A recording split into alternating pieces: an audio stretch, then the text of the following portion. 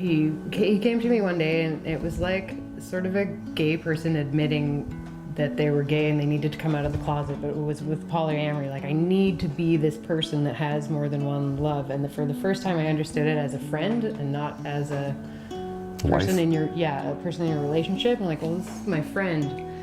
And they wanted to come out as this person I never knew they were before. Then you have to understand, I can't take it personally like I wouldn't as a friend. So as his wife and his friend, I have to really examine this and realize he's not just trying to get his dick wet and fuck everybody. It's an actual life feeling that he's been feeling for a long time.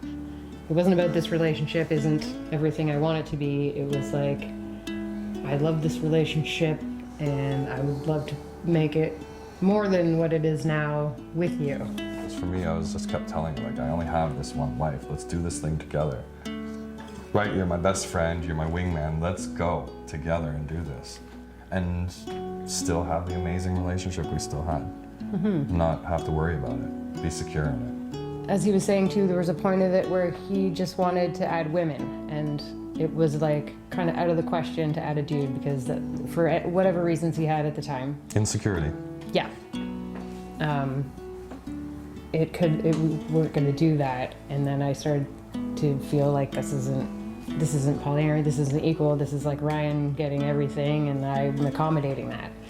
So once we were able to make it more equal, then yeah, it was a great time.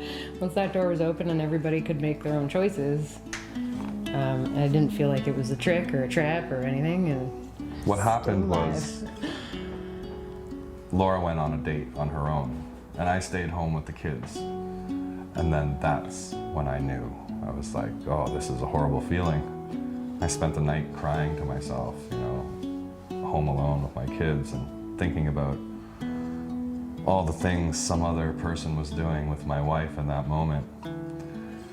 And then when she got home the next morning, I was just like grateful she was back. And I realized, I was like, no, this can't just be one way, one-sided. Like, I feel how you feel now when I went on a date. And okay, this is how it has to be, and if I want this thing, then it has to go both ways. And that's when we were really able to start taking steps forward instead of just spinning our wheels. Our very first experience was with a very close friend of mine that I chose to come help us. Like, I'm still friends with this person, and I care about them deeply. It was like, no, this is very freeing, this is very sexually enlightening to me. And we can have it all. Like, just because we add other things doesn't mean we don't love each other. Like, my love for her didn't change the next day. So I was like, let's go. Yeah.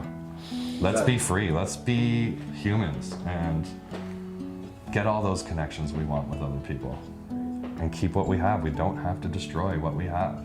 It changed things in the fact that as a woman doing that, you're generally looked at as a whore, basically. And for me to be able to do something with him and another man, and for him to still love me and look at me with love in his eyes and not be like, you've done this terrible, dirty thing, that was a big deal. For it to all be okay in the end was like life-changing, basically.